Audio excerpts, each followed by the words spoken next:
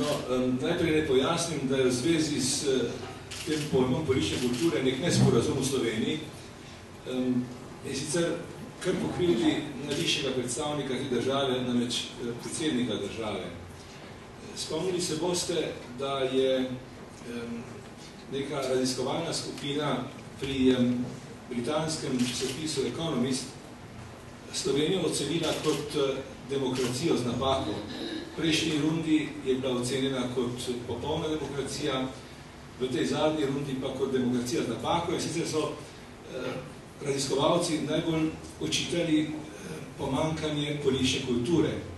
Potem se je pojavil predsednik države na televiziji in rekel, to je zato, ker se preveč grdo obnašamo drug do drugega, oziroma ker je preveč nedostojnosti, kaj sem kaj. No, jaz sem šel potem gledati, kaj piše v tem poročilu Economist Intelligence Unit. Gre za poročilo z naslovom Democracy Index 2010. Tam piše, da politična kultura pomeni prvič zadostno stopnjo družbenega soglasja in povezanosti, drugič pomeni nizek delež prebivalstva, ki si želi močnega in brezobzirnega voditelja, vojaško oblast ali oblast strokovnjakov, recimo skupino modrecev ali kaj podobnega, in tretje, prepričanje prebivalstva o prednosti demokracije pred drugimi oblikami oblasti. Skratka, tu je zelo preprosto in zelo precizno povedano, kaj je politična kultura in kaj politična kultura ni. Pri nas se nekako dogaja, da se politična kultura nekako enači, torej z lepim vedenjem. Torej ste dovolili, sem najprej bil dolžan to pojasniti. Drugo, veste, jaz sem zelo vesel, da nas je večina tistih, ki smo sodelovali pri slovenskem osamosvajanju še živih in da smo v relativno dobri kondiciji. Zakaj me to veseli? Ne samo zato, ker me to pač veseli, ker sem še živ in tako naprej, ampak me veseli zato, ker smo v bistvu od samega začetka, kolikor se časa je spomnim, denimo od leta 1987 dobivali same udarce z nasprotne strani in smo pa prav skozi, kaj ne rečem, napredovali proti to. Spomnite se Nove revije. Kaj je rekel takrat tedajni predsednik komunistične stranke? Rekel je, vse bomo naredili, da se te ideje ne bodo nikoli uveljavile v realnosti. Potem, pogledajte, čas pred volitvami. Takrat je nastala Majniška deklaracija, ki jo je potem prebral, ne sicer tako, kot on pravi, ampak dejansko je prebral Tone Pavček na Kongresnem trgu. On pravi, da je on moral prebrati tisto deklaracijo zaradi tega, ker se jaz nisem upal v tiste deklaracije prebrati, ker je seveda neumnost. Ampak cenim. Mi smo naredili Majniško deklaracijo, Socialistična zveza je pripravila tako temeljno listino.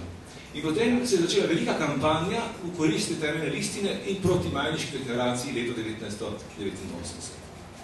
Potem nadaljevanje te skepse in norčevanja. Pred volitvami. Kaj so govorili? Recimo socialisti, blagopokojni Smole. Socialistična zveza bo dobila 80%, vsi ostali pa 20% na volitvah. To se že spet ni uresničilo. Naslednji poskus. Mirovna deklaracija. Torej, najprej skepsa in norčevanje glede morebitnega pozitivnega izida volitev v korist Demosa. Potem norčevanje glede tega, ali se je Slovenija sposobna obraniti pred morebitnim napadalcem, pred Jugoslavijo in tako naprej. Potem norčevanje glede zunanje politike. To se mi zdi je bil eno zadnjih upov, da morda pa nas svet ne bo priznal. Ok, smo se spopadli z jugoslovansko armado, ampak mednarodno priznanje pa ne bo uspelo. To je eno zadnjih upanj naših nasprotnikov. Spomnite se, nekateri se gotovo spominjate, da je italijanski politik Fassino v svoji knjigi napisal, da sta Murinič in Kučan rekla, za Božjo voljo ne dovolite, da bi samostojno Slovenijo, neodvisno Slovenijo dobila v roke desnica, oziroma da bi državo podarili desnici. Še en poskus in še eno norčevanje okrog našega vstopanja v NATO.